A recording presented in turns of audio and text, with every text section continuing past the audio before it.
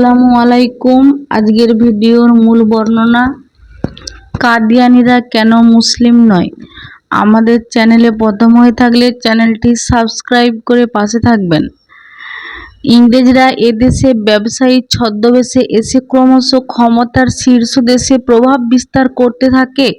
বিষয়টি সচেতন অলিম ওলামা অনুভব করতে পেরে সর্বপ্রথম ইংরেজদের বিরুদ্ধে তারাই সোচ্চার হন। কিন্তু মুসলমানদের দুর্ভাগ্য, জাতির নেতৃত্ব যাদের হাতে ছিল তারাই পার্থিব সংকীর্ণ স্বার্থের বিনিময়ে ইংরেজদের সাথে মিলিত হয়ে নবাব সিরাজউদ্দৌলার বিরুদ্ধে ষড়যন্ত্র করতে থাকে। ষড়যন্ত্রের মাধ্যমে বাংলার স্বাধীনতা সূর্য পলাশীর আম্র কাননে অস্তমিত করা হলো। এরপর থেকে ইংরেজ আধিপত্যের বিরুদ্ধে আলিম উলামা প্রতিরোধ আন্দোলন করার চেষ্টা করতে থাকেন। 1805 সনে তৎকালীন ভারতবর্ষের সর্বাপেক্ষা সম্মান মর্যাদার অধিকারী বুজুর্গ দিল্লির শাহ আব্দুল আজিজ রহমাহুল্লাহ দখলদার ইংরেজদের বিরুদ্ধে ফতোয়া দেন। সে ফতোয়া তিনি ইংরেজদেরকে ইসলাম ও মুসলমানদের দুশ্মন, এদেশকে দারুল হরব ঘোষণা করে তাদের বিরুদ্ধে মুসলমানদেরকে সশস্ত্র জিহাদ শুরু করার আহ্বান জানান। ইসলামের দুশ্মন দখলদার ইংরেজদের বিরুদ্ধে প্রতিরোধ আন্দোলন ক্ষীণ গতিতে হলেও চলতে থাকে। এরপর ইসলামের বীর মুজাহিদ সৈয়দ আহমদ শহীদ ও শাহ ইসমাইল শহীদ রহমাহুল্লাহ শত্রুর বিরুদ্ধে ঝড়ের গতিতে মুজাহিদ আন্দোলন শুরু করেন। কিন্তু ইংরেজ শক্তি ও তাদের পা চাটা গোলামেরা বিশ্বাসঘাতকের সহযোগিতায় বালাকোটের ময়দানে 1831 সনের 6ই মে ইসলামের এই বীর মুজাহিদ দ্বয়কে সঙ্গী সাথীসহ হত্যা করেও ইংরেজ বিরোধী আন্দোলনকে স্তব্ধ করতে ব্যর্থ হয়। আলিম উলামাগণের নেতৃত্বে আন্দোলন চলতে থাকে এবং 1857 সালে সিপাহী বিপ্লব বিশ্বাসঘাতকের ষড়যন্ত্রের কারণে ব্যর্থ হয়। তারপরেও সশস্ত্র আন্দোলনে চলতে থাকে। ইংরেজরা দিশেহারা হয়ে মুসলিম নামধারী লোকদেরকে অর্থের বিনিময়ে ভাড়া করে তাদের মাধ্যমে দখলদার ইংরেজ বিরোধী যে জিহাদ চলছিল সে জিহাদ হারাম বলে এসব দালাল গোষ্ঠী ফতোয়া দিয়ে মুসলমানদের চিন্তা চেতনা থেকে জিহাদের অনুপ্রেরণা স্মিত করার চেষ্টা করে। শুধু তাই নয়, ইসলাম লেবাসধারী এক শ্রেণীর লোকদেরকে রাতারাতি পীর সাজিয়ে তাদের মাধ্যমে ইসলামী আন্দোলনের বিরুদ্ধে ও ইংরেজদের পক্ষে ফতোয়া দিতে থাকে।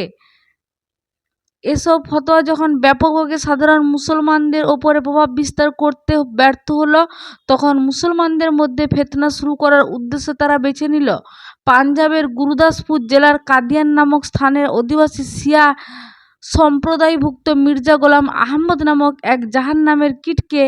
এই লোকটি নিজের বক্তব্য অনুযায়ী সে 1839 বা 1840 খ্রিস্টাব্দে জন্মগ্রহণ করে এবং তার পিতা ও অন্যান্য আত্মীয় স্বজন ছিল ইংরেজদের রাজকর্মচারী ও তাদের আনুগত্যভীত। এই গোলাম আহমদ নামক লোকটি প্রথমে ইসলামের একজন প্রচারক হিসাবে সাধারণ মুসলমানদের কাছে নিজেকে গ্রহণযোগ্য করার চেষ্টা করল।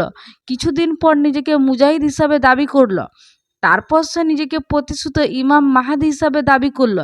এরপর সে নিজেকে নবী হিসাবে ঘোষণা দিয়ে ইংরেজদের বিরুদ্ধে জিহাদ করার হারাম বলে ফতোয়া দিল। মির্জা গোলাম আহমদ কাদিয়ানী তার শরীয়তের ভিত্তি স্থাপন করল ইংরেজদের শর্তহীন আনুগত্যের ওপরে।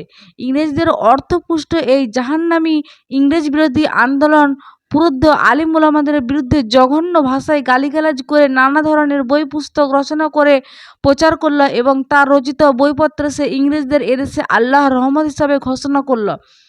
তার অপপ্রচারে যারা প্রলুব্ধ হতো তাদেরকে ইংরেজ রাজশক্তি অর্থবিত্ত দিয়ে উচ্চ পদে চাকরি সহ নানা ধরনের সুযোগ সুবিধা প্রদান করে একটি বিশেষ ধর্ম সম্প্রদায় সৃষ্টি করল।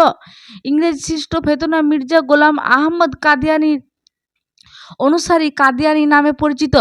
ইসলামের দুশ্মন চরম মুসলিম বিদ্বেষী ইয়াহুদি রাষ্ট্র ইসমাইলের হাইফা শহরে কাদিয়ানীদের প্রধান কেন্দ্র অবস্থিত এবং সেখান থেকেই পরিচালিত হতো তাদের বিশ্বব্যাপী কার্যক্রম। লন্ডনেও তারা বিশাল কেন্দ্র রয়েছে। তাদের পৃথক টিভি চ্যানেল রয়েছে। বিজ্ঞাপন ব্যতীত টিভি চ্যানেলের কার্যক্রম চালু রাখা অসম্ভব। পক্ষান্তরে এসটিভি চ্যানেল বিজ্ঞাপন ব্যতীত বিশ্বব্যাপী পরিচালিত হচ্ছে।